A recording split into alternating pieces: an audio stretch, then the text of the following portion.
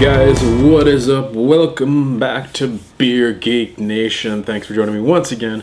I'm your host, Chris. Tonight, guys, what are we looking at? We are looking at my first Lost Abbey beer to be reviewed. I'm surprised it's taken this long. This is their Avant Garde, which is a beer to garde style, which is a Belgian style, which is kind of a weird style. It's not really a typical traditional style.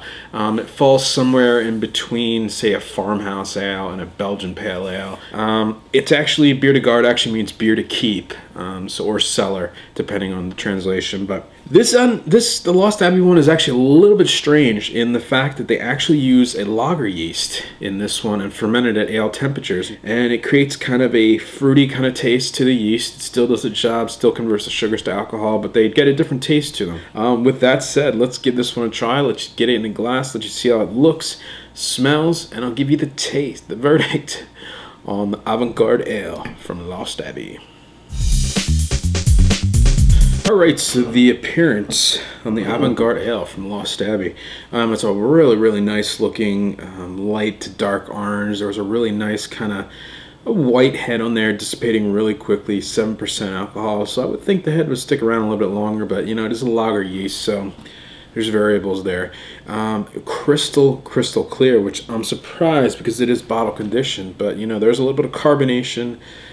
Definitely stick it to the glass in there. Little bit of alcohol feet do kind of hang onto the glass there. It's a really clean, crisp, clear looking Belgian ale.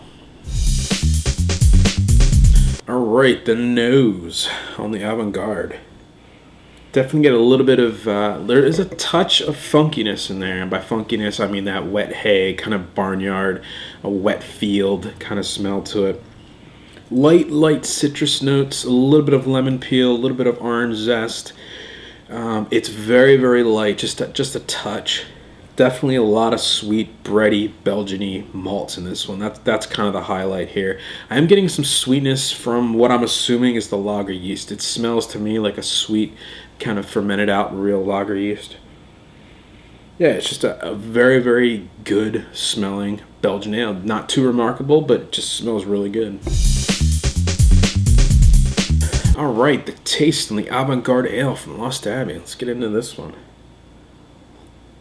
You know, the first taste, I'm getting a slight, very slight hop bitterness. Lots of sweet, bready malts kind of filling the mouth. Lots of mouthfeel on this one, which kind of surprised me. There is definitely a sweetness to it. When you ferment a lager yeast at ale temperatures, you're going to get more of a sweetness kind of character coming out of the yeast, and you definitely get that in this one, and it works for the beer. There's some spiciness to it. There's a lot of Belgian malt in this one, which is a really great thing for this beer because it brings a sweetness forward, gives a lot of mouthfeel, kind of keeps it interesting without having to add too much other junk to it. The hops are definitely there. It's a nice citrus kind of touch to it, just a little bit of like a lemon taste, kind of clean out your palate and kind of blend in there with the malts.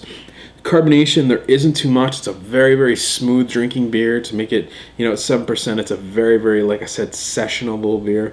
There is no booziness to it. It's just a very sessionable, drinkable beer. Again, it's not too remarkable. You know, there's nothing that really jumps out at me, but there's nothing, either way, good or bad. So it's just a solid session beer. Alright, so the final verdict on Avant Garde Ale from Lost Abbey, coming in at 7%, available year-round from them. Yeah, I gotta give this one like a B, just a solid middle-of-the-road B. To me, this is their amber ale. To me, this is kind of their pale ale. It's the kind of beer that every brewery needs to make, whether they like it or not, as far as a drinkable, on-tap, sessionable beer.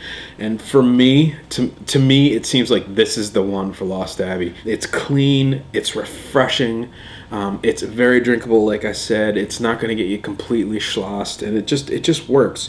There's big, bready Belgian malts in there.